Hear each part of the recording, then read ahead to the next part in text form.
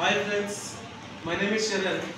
Today class is subjective pronoun. Okay?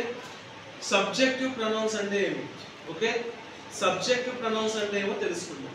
అయితే English లో మనకి సబ్జెక్టివ్ ప్రొనౌన్స్ ఎన్ని ఉంటాయంటే 7 ఉంటాయి. 7 ఉంటాయి. ఆ 7 ఏమంటే I, we, you, they, he, she, it. అయితే ఆ 7 సబ్జెక్టివ్ ప్రొనౌన్స్ వాటి యొక్క మీనింగ్స్ క్లియర్ గా ఎక్స్ప్లెయిన్ చేస్తా వినండి. చాలా బాగుంటుంది. ఈ 7 మీనింగ్స్ తెలిస్తే మనకి ఇంగ్లీష్ 1% మనకు వచ్చినట్లే. ఓకేనా? ఈ 7 సబ్జెక్టివ్ ప్రొనౌన్స్ చూద్దాం. ఇప్పుడు చెప్తున్నా వినండి. ఐ అంటే ఏమి? నేను. ఐ అంటే నేను. అంటే ఐ అంటే నాకు ఒక్కడికి మాత్రమే వర్తిస్తుంది. ఐ అంటే నాకు ఒకటి మాత్రమే వర్తిస్తుంది. నెక్స్ట్ వి అంటే ఏమి? మనము. ఓకేనా? వి అంటే ఏమి? మనము లేదా మేము. ఓకేనా? వి అంటే ఏమి? మనము లేదా మేము. ఓకేనా? నెక్స్ట్ యు అంటే ఏమి? నువ్వు లేదా మీరు. యు అంటే ఏమి?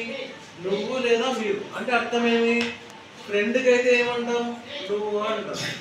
అదే ఫాదర్ని పిలవాలంటే మీరు అని పిలుస్తాం. అంటే కొద్దిగా రెస్పెక్ట్ ఇచ్చి పిలుస్తాం. ఓకేనా? నెక్స్ట్ దే అంటే ఏమి? వారు. దే అంటే వారు.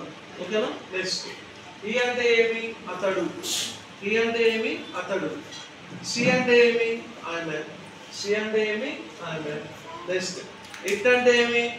ఇది లేదా అది. వస్తువుకైతే ఇది అని పిలుస్తాం.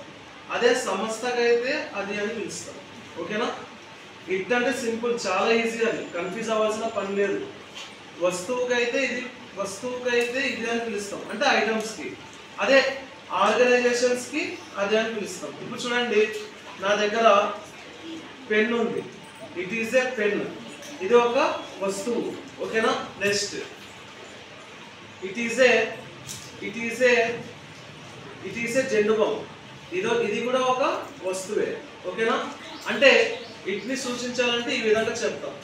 It is a board. Next it is a light. It is a fan. It is a air cooler. ఓకేనా? వస్తువుకైతే ఇది అని పిలుస్తాం. అదే సంస్థకైతే it is a organization. It is a school. Okay, it is a college. It is a library. వాటిని ఏమంటాం? వాటిని ఆర్గనైజేషన్స్ తో పోలుస్తాం. ఓకేనా? ఇట్ అంటే వస్తువుకైతే ఇది అని పిలిచాలా, ఆర్గనైజేషన్స్ కి అది అని పిలిచాలా. ఓకేనా? వస్తువుకైతే ఏమని పిలిచాలా? ఇది అని పిలిచాలా. అదే ఆర్గనైజేషన్స్ కి ఏమని పిలిచాలా? అది అని పిలిచాలా. ఓకేనా? ఎంతమందికి అర్థమైంది? అందరికి అర్థమైందా?